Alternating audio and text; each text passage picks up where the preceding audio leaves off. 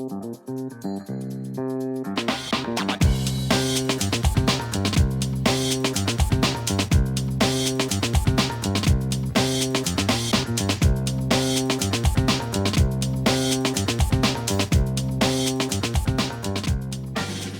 my name's Alister Chapman, and in this session I'm going to look at what exactly is ProRes RAW, how is it different from a conventional codec, and what benefits does that bring.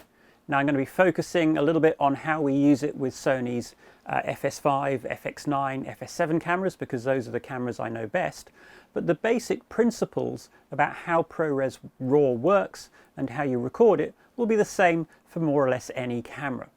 So first of all then, what is ProRes RAW? Well, ProRes RAW is a recording codec.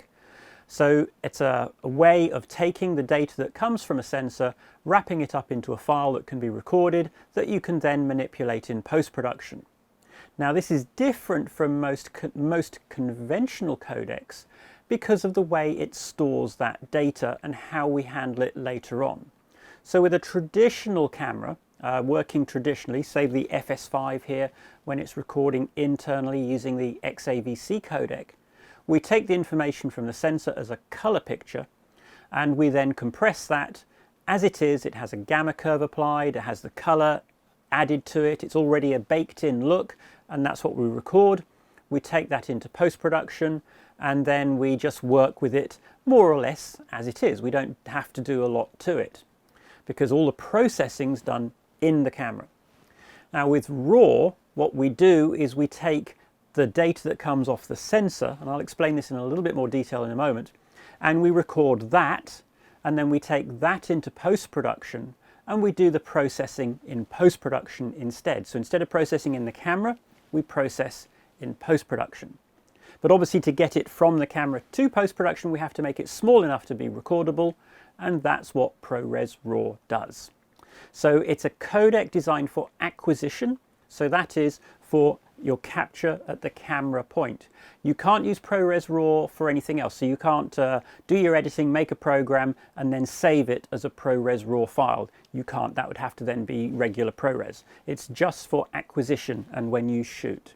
But it's very efficient and it offers really amazing image quality, so it has a lot of benefits. ProRes RAW makes a nice small file. In fact, it's no bigger than conventional ProRes in most cases. Previous versions of RAW, such as Cinema DNG, created very, very large and unmanageable files that required really fast media and for most people were really difficult to work with. And as a result, RAW got a bit of a reputation as being something that was hard or difficult to do. But thanks to innovations in technology coming from Sony with the cameras and other manufacturers, from Atomos with their recorders and the codec ProRes RAW, RAW has become far, far easier, and in fact now for most people it's not actually going to be any more difficult than working with a conventional and traditional codec. So what makes it so efficient? So if we look at this slide here, we'll see this representation of a Bayer sensor. So the vast majority of all the large sensor cameras on the market today, from the FS5 to the FX9 to Sony Venice, they use this filter array above the pixels on a sensor called a Bayer pattern, and it's a pattern of pixels that alternates between blue and green on one line and then red and green on the next line, and from that we can create a color image. Now, one thing that's really important to understand is that the pixels on a video sensor don't actually see color. The pixels themselves just see brightness or luminance. So when light falls on the pixel, it gives an output that represents the amount of light or the brightness of the light that falls on that individual pixel. To create a color image, what we then do is above the pixels we have these color filters, so that the pixel only sees one color or one range of colors of light. So pixel that's under a green filter only sees green light.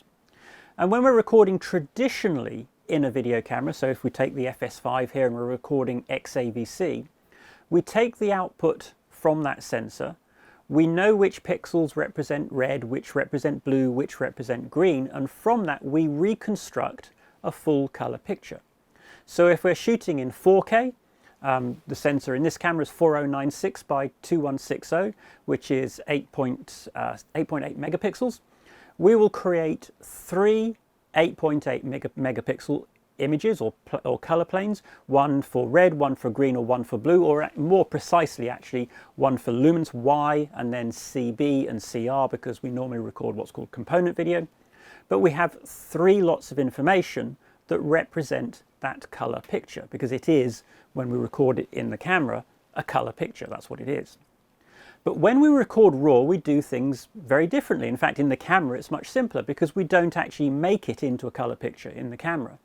All we do is we take that brightness information from the sensor and record just that. So instead of having 3 lots of information to make up a color picture, we just take the 4096 by 2160, in this case, of information from the sensor, and that's what we record. So it's just 1 lot of information. So that means the file is much, much smaller. Then with ProRes RAW, what we do is we take that information and we compress it, and that makes it even smaller. And by this point, even with very light compression, the file is no bigger than a conventional ProRes recording. So it makes it very efficient. The actual creation of the color image is done in post-production. So we take that brightness information, we match that up with knowing which pixel was under which color filter, and in post-production in the computer, it gets turned into the color picture. So one of the advantages that RAW brings is that we do the processing later on in a computer where we have a huge amount of processing power, and we can leverage that processing power to really get a higher quality image. Now, what about file sizes? Because that all sounds like it's going to be really big and take up a lot of disk space. Well, in reality, no, it doesn't. So if we look at this chart here, we can see there's some ideas of how much you'll get on an SSD.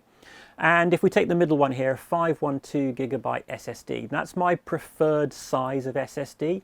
256 is too small, really. You can't get a lot on that. 1 terabyte, well, if you're shooting at 25, 24 frames per second and you're getting a couple of hours sometimes of material on there, if something does go wrong, if you lose that drive or you accidentally format it, you've lost an awful lot of information. So I prefer to use the 0.5 terabyte, 512 gigabyte drives, as this is a nice, comfortable amount of media. And you'll see that if we shoot ProRes RAW, we're going to get 90 minutes on that. Now, there are 2 versions of ProRes RAW. There's the smaller one, regular ProRes RAW, and that will give you that 90 minutes. But there's also a higher quality version, which is ProRes RAW HQ. And you know, ProRes RAW HQ, they're actually not that dissimilar in size to regular ProRes. So these are very manageable file sizes. They're not enormous, they're not huge, it's not going to take you hours to back them up, and it's not going to be a very expensive thing to archive them. And one of the things to consider, though, is because the ProRes RAW is just a single chunk of data, 4096 by 2160 in this case, whereas ProRes is going to be component video, which is 3 lots of data. Even though the bit rates are similar, what that's telling you is that actually the ProRes RAW is much less compressed. So that means you're going to have far fewer image artifacts in your footage, and if you do a lot of grading and post-production work, not having image artifacts and having a really clean image to work with is really beneficial. So image quality with ProRes RAW is really fantastic. In fact, the way the codec works in ProRes RAW is that if you really do stress the codec, if you shoot a very, very detailed scene, lots of textures and colors and maybe a lot of motion and everything else, is that the worst artifact that you will generally ever see with ProRes RAW is a very slight softening of the image if you approach the limits of the codec. Now, a lot of other codecs, when you overload them and when you stress them, you might get extra noise, you might get little ringing around the edges, mosquito noise and things like that, which isn't very pleasant. You can actually see it and it doesn't look nice. And when you grade, if you have artifacts like that, they just always seem to get much worse, and it limits how much you grade. But the ProRes RAW codec, because generally the worst you'll ever see is some softening of the image, the end viewer, and quite possibly yourself as the grader or colorist working on it, will never even notice that those artifacts are there, because unless you had a side-by-side comparison with the original scene, you'd probably not be able to tell that that softening was occurring. So let's have a look at some examples. So this image here, it's been expanded greatly, so you can see the differences. On the left we have the ProRes RAW, and on the right we have the XAVC from the FS5. And at first glance they don't look hugely different. One of the important things to understand is that ProRes RAW or any other RAW format won't give you more dynamic range. It's not going to give you the ability to suddenly shoot in the dark. It's not going to do that for you because all of those things are limited by the sensor in the camera. But what ProRes RAW will bring you is more data, better quality data, and that means you can do more with it in post-production. And if we look at these two examples, if you look closely, yes, you can see there is some noise in the ProRes RAW, especially in the darker parts of the image. This is actually very slightly underexposed to show these differences. But in the ProRes RAW, you can almost sort of see every pixel of that noise. It looks like grain. But if you look at the XAVC recording, which is much more highly compressed, instead of seeing that noise and that grain texture, what you see is blocks of color. And if you look around the mannequin's mouth, you'll see that there are these square purple blocks of color. And that's a compression artifact from the codec. And if you were to try and grade that, you can bet your bottom dollar that that's just going to make it look worse than it does already. And in this example here, where I've really sort of pushed things a little bit to really show what's going on, if you look at my hand, you can see how the skin tones with the ProRes RAW look much better. And it's worth pointing out here that we are comparing the internal UHD of the FS5, which is 8-bit and has 235 shades, compared to the 12-bit RAW, which has 4,000 odd shades. So there is a tremendous difference in the amount of tones and textures that you have. But even between a 10-bit recording, which would be around about 970 code values, comparing that to a 12-bit 4,000 odd code value recording, there is going to be quite a noticeable difference between the two, and that will come out in post-production in terms of how much you can manipulate and work with the image. And in fact, here I've actually looked at the waveform of those two images, and again on the right hand side in the 8-bit recordings from the camera, the direct recordings from the internal recording, you can actually see the steps in the waveform. That's how coarse they actually are, whereas the RAW recording has a much smoother, cleaner rise in the highlights. There are no steps, so you can just tell straight away that that's going to grade better. It has more data in it. So what do you need to record ProRes RAW? So first of all, obviously you need a camera that can record ProRes RAW. And there's lots to choose from these days, but I am a Sony fan. I do like their cameras. So in the Sony lineup right now, you have the FS5, FS7, and the FX9.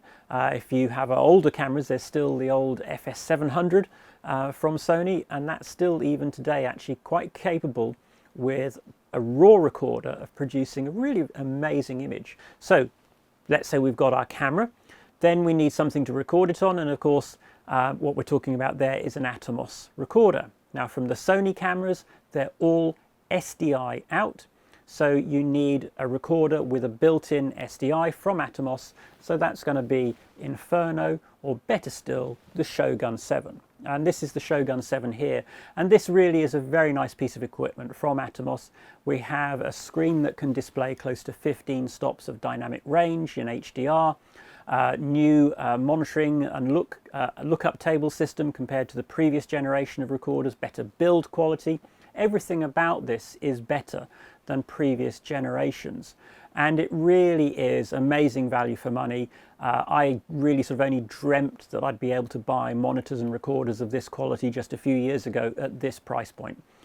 So it's a lovely piece of kit, and really Atomos in the last couple of years have really made some big steps forward in the whole quality of their products, so I really do sort of recommend them. So we've got our recorder.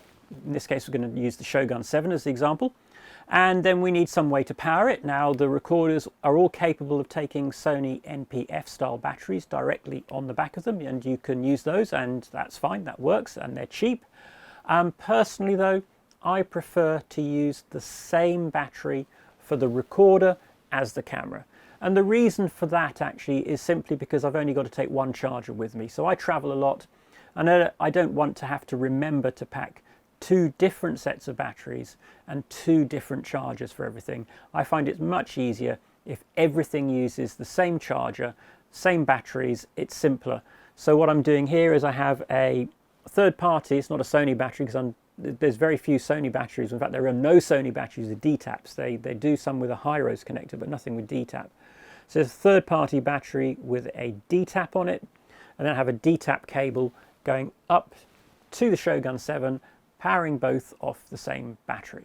And the other benefit of doing it this way is that, let's say you can't see your Shogun while you're shooting, and I'm just looking in the viewfinder, I'm going to get a battery warning in the viewfinder when this battery goes low, and I'll know my battery's going flat. There is always the risk when using separate power supplies of the batteries going flat up here before this does, and perhaps you don't notice. So that's our recorder sorted. So and power. So next you're going to need recording media. So the Atomos devices record onto SSDs, and there's quite a wide range of choice. One of the nice things about the Atomos products is that there is a range of SSDs that you can use. You're not tied to just one particular make, model and brand. You should refer to the Atomos website though for their latest recommendations as to which drives to use.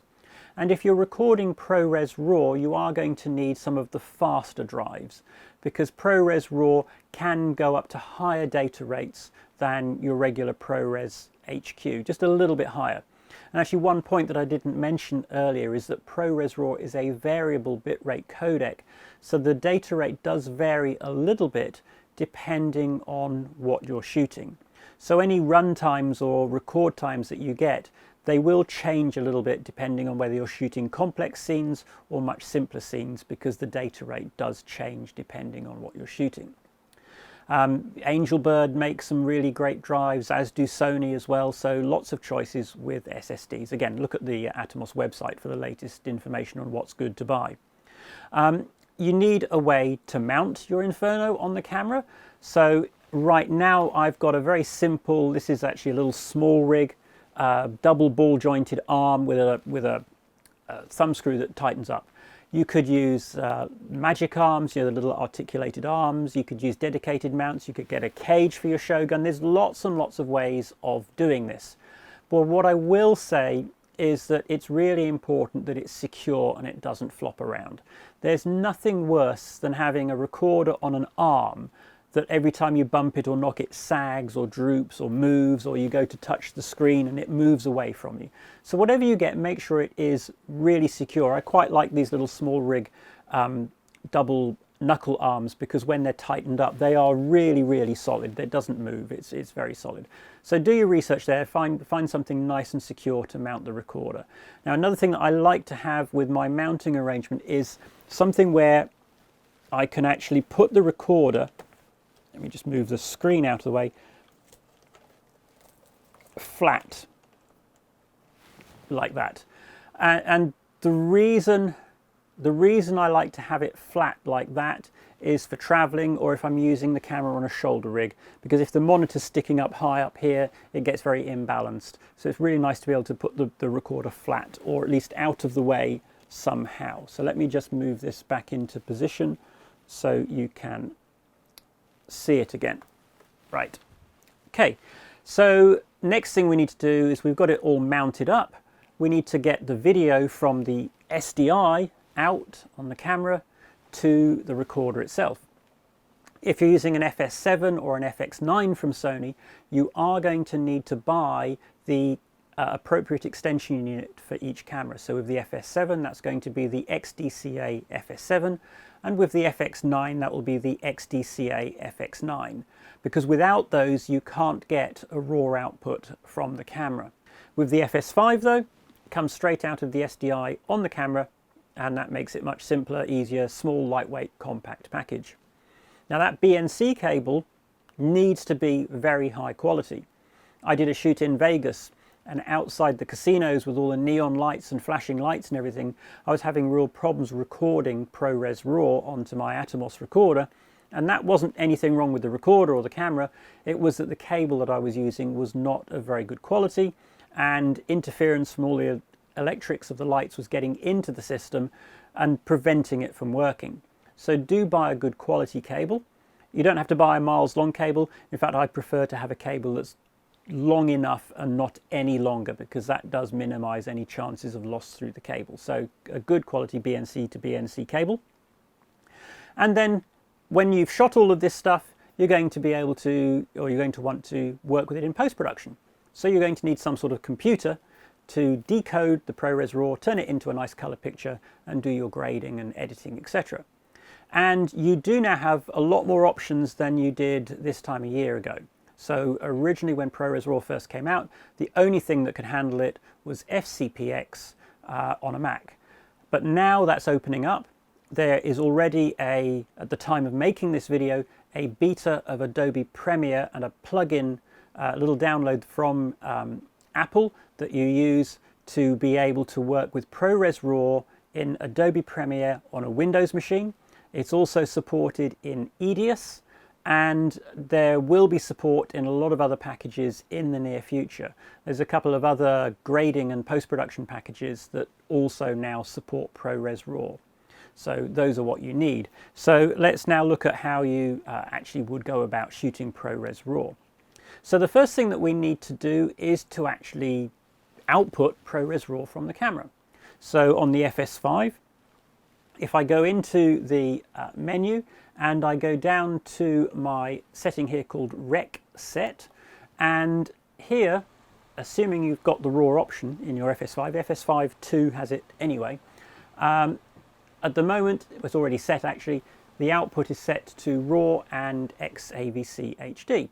So out of the SDI now, I have RAW as opposed to conventional SDI coming out, and then that's going up into the recorder. On the FS7 and the FS7, there's a dedicated RAW mode, which is based on the sort of Cine EI type exposure, so you have to use that mode on the FS7, and FX9 is very similar. So once we've enabled the RAW out from the camera, then we need to make a couple of changes on the recorder to make sure that what we're recording is ProRes RAW. So let me just come out of the menu there. So on the recorder, you need to go to your input settings, and obviously we're SDI in, and the recorder will actually detect, with the Shogun 7, it does detect that this is ProRes RAW being fed to it. But what we need to do is to make sure that we are recording ProRes RAW and not ProRes. So one of the things that the Atomos products can do that is very clever and very useful is it can take that 12-bit RAW output from the camera and it can convert it to conventional ProRes. So let's say you don't have FCPX, you want to edit in an application that doesn't support ProRes RAW. What you can do is take the RAW output from the camera to the recorder, and then for the recording codec, if I go to record, I could choose the codec here as ProRes. And then I could record ProRes, ordinary ProRes with a log gamma curve applied to it or a lookup table, however I want to do it. So that does give me the ability to take advantage of that 12-bit output for workflows where I don't have the ability to actually edit or grade ProRes RAW. But if we really want to get the best out of these cameras, what we want to do is to record the ProRes RAW. So I'm going to select ProRes RAW as my codec, and then I have to choose between the standard ProRes RAW, which is very, very good quality, or the high quality version ProRes RAW HQ, which is even better. I really struggle to tell a difference between these two when I look at the images. If I don't have enough disk space, my SSD is a bit slow, something like that, I'll use ProRes RAW. But otherwise, I'll use ProRes RAW HQ because the quality is better and it doesn't really take up much extra space. So that's my input settings all set up here. Now, one of the things to consider with ProRes RAW is because we're now outputting a very large dynamic range, we're taking everything that this sensor can capture and outputting that, we're going to be much better off working in a high dynamic range mode in terms of monitoring and everything else. So the next thing to check is that if I go to my input settings again, is the camera output option here, I turn on to log and HDR, because now my Shogun 7 is going to operate in its high dynamic range mode, and that's much better for monitoring what is a high dynamic range signal coming out of the camera. So we can now close that. So we've got that far. What else do we need to change on the Shogun? Well, the next thing is, if I go to my monitor options here, is how are we going to look at the image? Now we can look at it as native, in which case we're going to see what comes out of the camera in its native form, or we could look at it as Rec 709. So in native we're looking at the S-Log2 in the case of this camera. We can look at it as Rec 709, which is not HDR, but sometimes that works quite well for getting your exposure right. Or we could look at it as hybrid log gamma. If you're doing a hybrid log gamma production, that would be useful to use. Or we can use PQ, which is the normal HDR profile that's used by Netflix and all of those sorts of people. And actually this is my preferred choice. Or you could load a LUT onto your SSD, load the LUT into the camera and monitor via a LUT. But I prefer to use PQ, and you'll see why as we go along. Okay, so we're pretty much ready to go now. You can see also that I've got the waveform display enabled here. This is a very useful function to be able to use the waveform to see exactly the levels that you're recording at. Now coming back to the FS5. Now what do we have to change on this? Because there are some very important things that we need to do when we're shooting RAW with any of these cameras to make sure that the sensor is working as well as it can be. And this is really important. So on the FS5, we need to go to the picture profiles, and we must use picture profile 7. And if I just go in here, you'll see that picture profile 7 is outputting S-Log2 and S-Gamut. And it's really important on the FS5 that that's what you use. Don't try to use anything else, because you won't be getting everything that the camera can deliver. You'll actually, if you try and use different gamuts, you might find the pictures a bit noisier than they should be. Don't try to use S-Log3, even though you might be using that later on in post-production. You should have the FS5 set to S-Log2. The FS7, when you're using the FS7, should also be set to S-Log2 and S-Gamut. But the FX9, because these newer cameras, bigger dynamic range, S-Log2 can't capture that, the FX9 operates using S-Log3. So we have to set that. The next thing that we need to do is to ensure that the camera is set to the optimum ISO. The only way we're going to get the full dynamic range out of this camera is if it's operating at what's commonly called the base ISO, or its native sensitivity. FS5 and FS7, that's 2000 ISO, so you need to set them to 2000 ISO. The FX9, we have a choice of two different base ISOs, and that's going to be either 800 ISO or 4000 ISO. And it's just a matter of picking the one most appropriate for what you're shooting. Shooting outside on a bright sunny day, you're going to use 800 ISO. Shooting indoors or in very low light, you'll use 4000 ISO. But those are the only two that you should use in that camera, and FS5, FS7, 2000 ISO. Don't try to use anything else, because you're not going to get great results. If you're using dB of gain on the FS5, it should be set to 0 dB gain. Now, one thing that I learnt the hard way with the FS5 is that it's very easy to bump the ISO and gain button down here and to accidentally turn the camera into auto gain, or AGC. So something else I like to do in the FS5 is just to go into the menu and to go here in my record settings, auto ISO limit, and set that to 2000. If you're using dB of gain, you go to the AGC limit and set it to 0 dB gain. And that way, even if you bump that button and it goes into auto, it won't go above 2000. So you won't end up with really noisy, grainy, horrible looking images later on. So the next thing we need to do, of course, is to make sure that we shoot and we expose correctly. Getting the exposure right is very important. One of the things that ProRes RAW or any form of RAW won't give you is the ability to suddenly shoot in much darker situations or extra bright situations that you can't shoot at with log.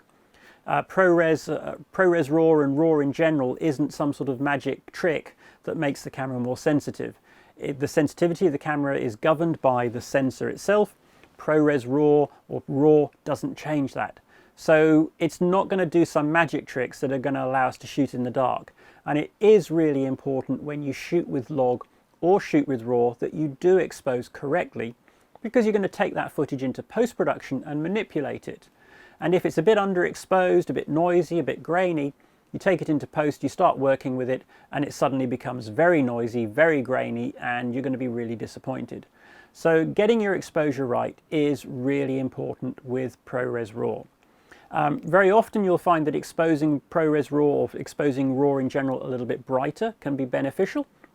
And that's simply because when you put more light onto your sensor, the sensor output is greater, and that helps to overcome any noise that the camera may have. And when you take that into post-production and you grade it, you'll end up with a less noise picture. Now, something that's important to understand there, though, is that if you expose brighter, you will lose some of your highlight range, but you will gain some shadow range. So you'll always have the same dynamic range, but what happens is if you expose brighter, your midpoint comes upwards. You lose a bit in the shadows, you lose a bit in the highlights, but gain in the shadows. If you've underexposed, what happens is your midpoint goes down, and when that happens, you get much bigger highlight range, but you lose a lot of information in your shadows. And that typically tends to happen when you're underexposed. You're underexposed, your midpoint comes down, so your image is a bit dark anyway, and then because you're losing data out of the shadows, it gets noisy and grainy, and the next thing you know, it's just not working for you anymore. And this is why I like to use the PQ mode on the Shogun 7, because when you are exposing brighter, because we have such a big dynamic range, we can actually see what's going on with the exposure as we bring it up. So let's just go back to so this is the point where on the viewfinder screen of the FS7, it's looking really bright. On here, it doesn't look really bright. So what that's allowing you to do is it's allowing you to actually see the highlights in the shot, and then you can bring your exposure up to the point where your highlights are not seriously overexposed. So you can actually get a very nice bright exposure which will work really well in post-production, but you can also see what your highlights are doing because we have tremendous dynamic range on this monitor.